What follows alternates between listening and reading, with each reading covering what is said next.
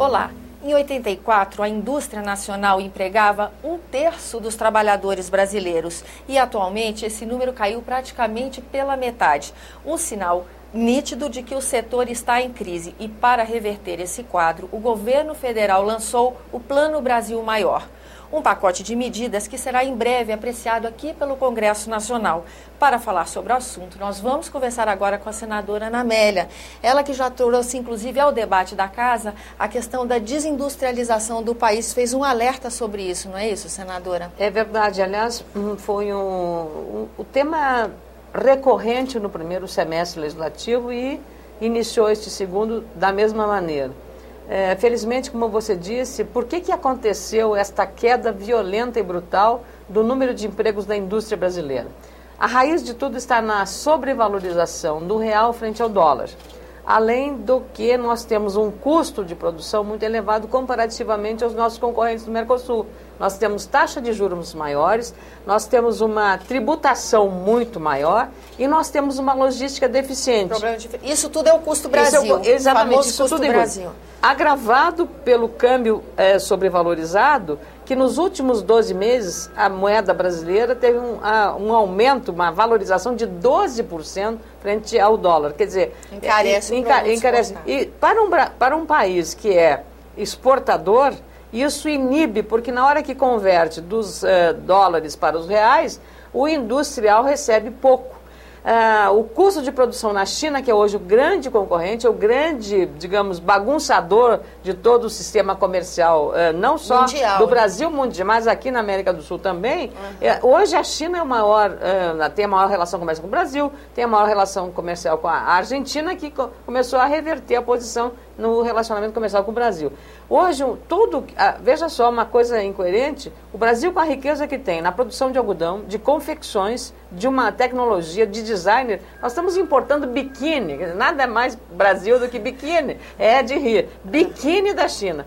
Pior ainda, nós estamos importando uniformes militares e coturnos, que é o fardamento militar da China, porque o custo é muito mais barato. É compreensível que num orçamento apertado do Exército, ou da Marinha, ou da Aeronáutica, faça isso para economizar. Agora, do ponto de vista da indústria nacional, é um arrasa quarteirão. Mas, senadora, a senhora toca em dois assuntos importantes que têm a ver com esse pacote. O primeiro é a questão, a indústria têxtil no mundo inteiro se ressente da participação chinesa, né? Isso é assim no mundo inteiro. E esse pacote do Brasil Maior, ele inclusive traz um direcionamento para indústrias que geram bastante emprego, como a de softwares, calçados e mesmo a têxtil, não é isso? Com uma desoneração de folha.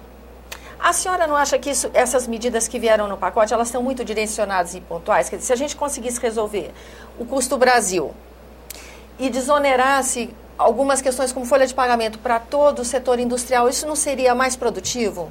Ou a senhora acha que esse tratamento assim segmentado, diferenciado, faz parte desse contexto? Uma criança, quando nasce, ela não nasce caminhando nem falando.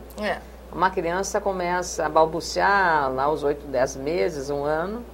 Ela começa a caminhar com esse tempo e aí ela começa a se desenvolver intelectualmente. Por que eu faço essa comparação aparentemente absurda?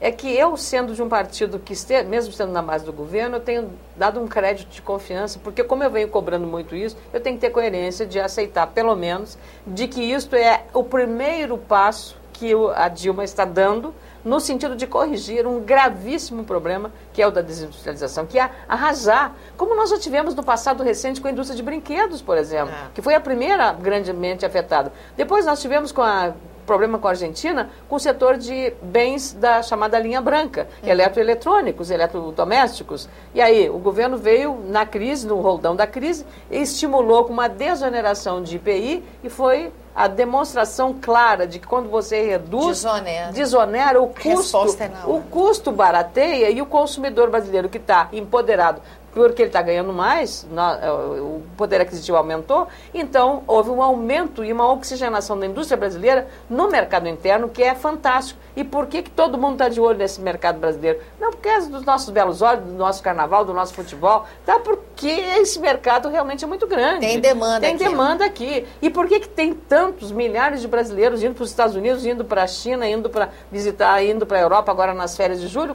Porque é mais barato hoje você ir para os Estados Unidos do que ir para o Nordeste. Alguma coisa está errada, tu não achas? Acho. Porque se você vai para os Estados Unidos e compra roupa nos Estados Unidos, né, que é dólar mais barato, aí vem aquela lógica do chinês. Não, eu tenho que, vou fazer sucesso nos Estados Unidos com a seguinte lógica: eu vou produzir com custos chineses e vender com preços americanos. Então, é a lógica que eles estão adotando hoje e no Brasil e no mundo inteiro, inclusive na área de produção agrícola. Estão comprando terras no Brasil para produzir alimentos aqui e mandar os alimentos para a China. Então, é uma situação... E o Brasil, que era um exportador de manufaturados, calçados, exportava calçados, exportava móveis, mobiliário brasileiro, de design bonito, tal. O que aconteceu? De boa madeira, de design bonito. Tudo isso, madeira de florestas cultivadas e tal. O que aconteceu? Todo esse setor ficou estagnado, porque a importação de material de construção, nós temos na região de Santa Catarina uma indústria de cerâmica fantástica. Está vindo cerâmica, porcelanato da China por 30% mais barato. Ferro para construção está vindo